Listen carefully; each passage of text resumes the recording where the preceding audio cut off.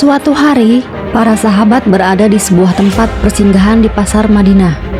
Saat waktu asar tiba, Rasulullah Shallallahu Alaihi Wasallam meletakkan tangannya pada sebuah wadah, dan sekitar 300 orang laki-laki berwudu dari wadah itu. Anas radhiyallahu anhu yang meriwayatkan kisah ini berkata, "Aku melihat air memancar dari sela-sela jarinya." Keajaiban serupa terjadi dalam peristiwa Hudaybiyah.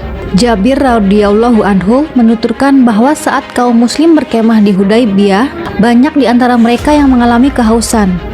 Mereka menemui Rasulullah Shallallahu Alaihi Wasallam mengadukan keadaan itu sambil membawa sebuah bejana berisi sedikit air.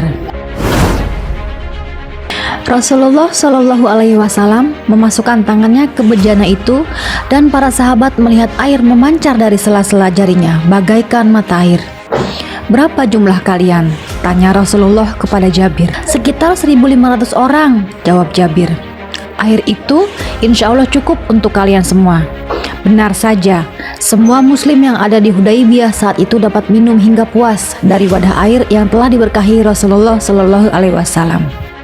Jabir radhiyallahu anhu juga meriwayatkan bahwa dalam peristiwa Buaid, pasukan muslim kehabisan bekal air sehingga banyak di antara mereka yang duduk lemah kehausan. Mereka mendatangi Rasulullah Shallallahu Alaihi Wasallam dan mengadukan keadaan itu. Maka beliau meminta sebuah mangkuk dan menuangkan sedikit air ke dalamnya, lalu meletakkan kedua tangannya ke mangkuk itu. Tiba-tiba air memancar dari sela-sela jarinya. Lalu mangkuk itu diberikan kepada seorang sahabat yang kemudian minum darinya. Mangkuk itu berputar dari satu sahabat kepada sahabat lain, hingga semua orang di sana dapat minum hingga puas. Air dalam wadah juga tak habis.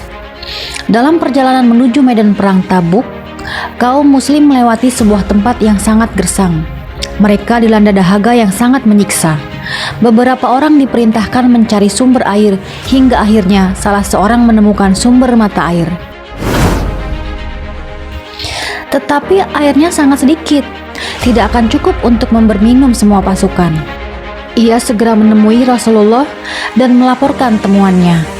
Maka Rasulullah dan Mu'adz ibnu Jabal bergegas pergi menuju mata air itu. Tiba di sana, beliau menggerakkan sebuah benda yang mengambang di atas air sehingga benda itu bergerak dan berputar-putar. Rasulullah membasuh wajahnya, kedua tangannya, dan mengulanginya lagi. Tiba-tiba di mata air itu menenggelamkan benda-benda yang mengambang di atasnya.